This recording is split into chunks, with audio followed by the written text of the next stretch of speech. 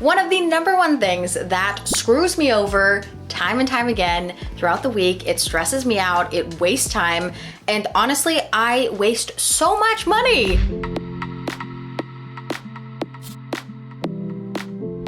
Hey guys, it's Jess. What's up? Welcome back. I hope you're all having a fantastic day so far. Welcome back to the next episode of the Be Your Best Self series, a series in which I share all sorts of tips, tricks, and things on how to work towards becoming the best version of yourself with topics ranging from confidence to positivity to productivity to finances and things like today's topic, all about easy ways to get your life together. We have all been there where we're stuck in a rut, we're kind of struggling, things are just honestly not so great. So today I wanted to share all of my best tips that help me get unstuck, get out of that rut, and just get back to living my life. And I want to share them with you guys in hopes that they help you get unstuck, get out of a rut, and ultimately just get your life back together. Subscribe if you're not already, and now let's hop into the video.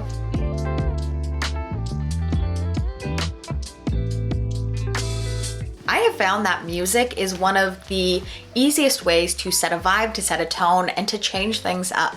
And I found that when I'm in a rut, I either have not been listening to music, or all the music that I have been listening to is a little bit more solemn, somber, a little bit not hype.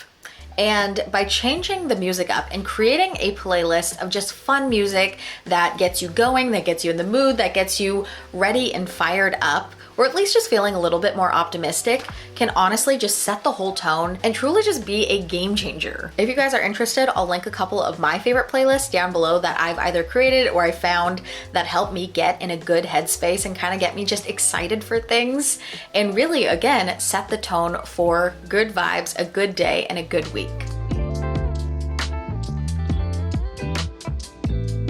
Another thing that I have found when I am stuck in a rut is I am typically surrounded by a lot of physical clutter. When you have physical clutter around you, whether it be your room is messy and you've got clothes on the floor, or there's like 5 different water cups and you've left them all upstairs, or if it's just random things that are not in their usual place, all of that physical clutter oftentimes manifests its way into being mental clutter. You're going to feel overwhelmed, you're going to feel stressed out. It's hard to do things when it just is so overwhelming around you. So what you gotta do is you got to declutter and tidy up. And time again, I have found that the things that I'm procrastinating on, like, tidying up a space, honestly, they don't even end up taking that much time. They take like 15 or 20 minutes to do, and then it's done. And you just feel so good after that. I promise that decluttering and tidying up your space is going to make the biggest difference and truly just de-stress your mind, de-stress your brain, and make you feel so much more at peace and at ease with your space.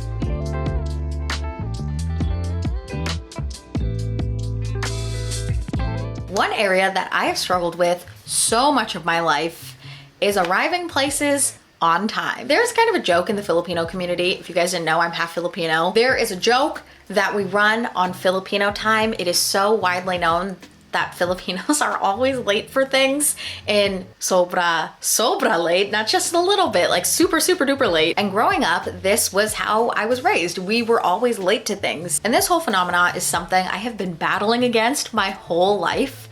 And I have been getting pretty good at it. I am definitely still working on it. But if you guys struggle with being on time and always being late, one thing to do is to start leaving 5 minutes earlier than you planned. Leaving 5 minutes earlier than you intended and being very strict on that is going to set you up for just being on time, being less stressed, being less frantic, having to send less texts where you're like, oh my gosh, I'm running late, I'm so sorry. Leave 5 minutes early, because you never know with things and life, traffic, a random accident on the side of the road and everybody's rubbernecking. I don't know. It allows you to be so much less stressed, so much less frantic, and it makes you look better to other people, which we love.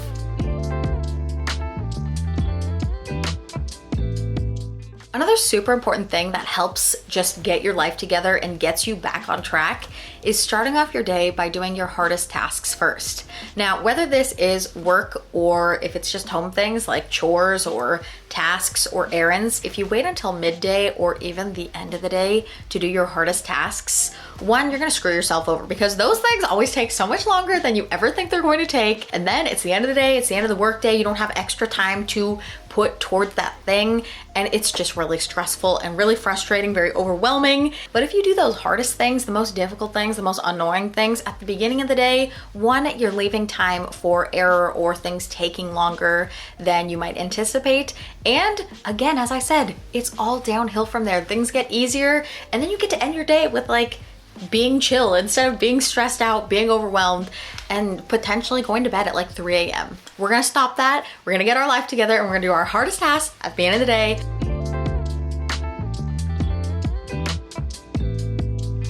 Even if you're someone who is usually like, oh yeah, I'm a digital person, I write all my digital to-do lists. How easy is it to just kind of like forget about it because you're on your phone because it's distracting and you've gotten a bunch of notifications and you were supposed to check your to-do list, but now you're looking at your notifications, you're texting your friend, and you're on Instagram and you're scrolling, and now you're on TikTok and it's been 30 minutes. It happens. But if you have a physical to-do list, something that you just carry around with you everywhere, you have something to look at. You have something to cross off. And it is so satisfying mentally and physically to cross off things on your to-do list, to be like, yes, I accomplished that thing. And even more importantly is just decluttering your brain. And this parallels perfectly with the whole physical clutter thing we talked about earlier in the video. When you have so many things up in your head, if you don't write these things down, things are going to slip through the cracks. You're gonna forget them. Every day, do a little brain dump. Write physical lists, write physical to-do lists, physical grocery lists, because it will ensure that you do not forget things.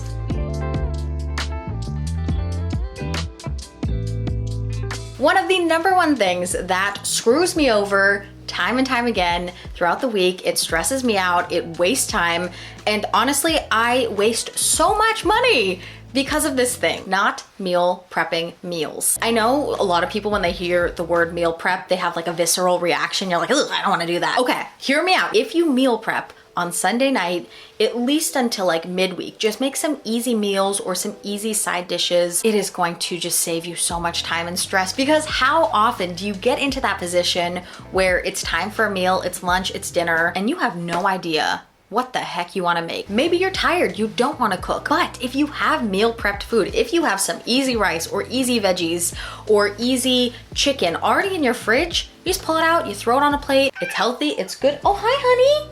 And I get to spend more time with Luna, giving her love and scritches, and she loves it. So learn your lesson, spend more time with your pets by meal prepping on Sundays.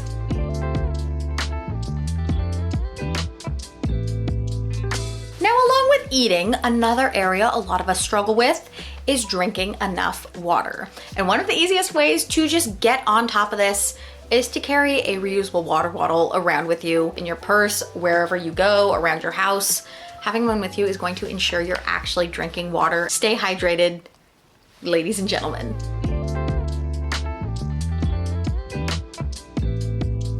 And the last thing we're gonna talk about for today is another one of those things that so many people are gonna hear and they're gonna be like, ugh, this is so lame, this is so basic, I already know this.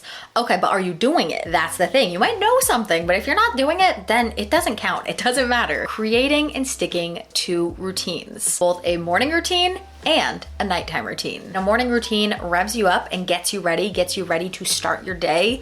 And a nighttime routine allows you to wind down.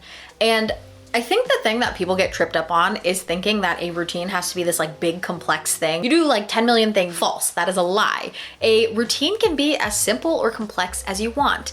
It can be as robust as waking up, journaling, reading, meditating, or it can just be something as simple as you stand up out of bed, you open your blinds, you go downstairs, you make yourself some coffee, maybe you stretch for 10 minutes. That's a very simple, easy to do routine, but it is a routine that lets you and your brain and your mind know, hey, we're starting our day. It's something easy to follow. It's something easy to stick to that gets your day started. And then similarly, a nighttime routine helps your body unwind. Now, for this one, I would personally recommend stretching for 10 minutes as part of your nighttime routine because it truly helps you get a better night of sleep. A few other ideas of things that would be in your nighttime routine would be doing your evening skincare or, doing your whole brush your teeth, brush your hair, I don't know, stuff like that. You can also maybe read for 15 minutes. That's something I do. So routines, though they might seem simple and basic, you hear this one all the time, are you actually doing it? If not, I highly encourage you guys to make routines, to create them and then stick to them. And that's a wrap on today's video. So I hope you guys enjoyed. If you guys have any sort of like tips or tricks or hacks or things that you have done in the past that have really helped you during a tough time, during a time where you felt stuck or in a rut, please share those down in the comment section, because you genuinely never know who they might help. So for today's quote of the day, we've got a cute little Pinterest style quote. I'll pop it up right here. It says, "Dear me, don't fall back into your old patterns just because they're familiar." I think so often we do fall into our old patterns just because they are easy, they are familiar, and I think that fits exactly the vibe of what we talked about today, where you need to change up the routine. You need to start doing things different to get a different outcome. Things don't change, things can't change unless things change.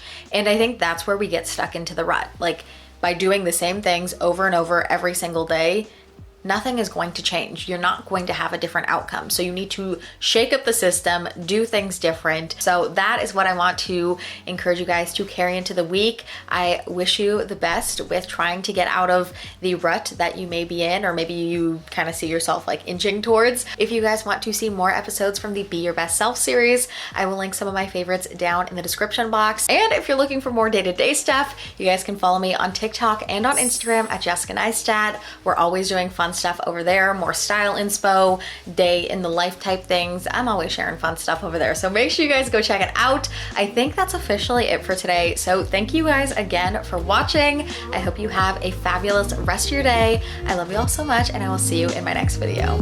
Bye guys.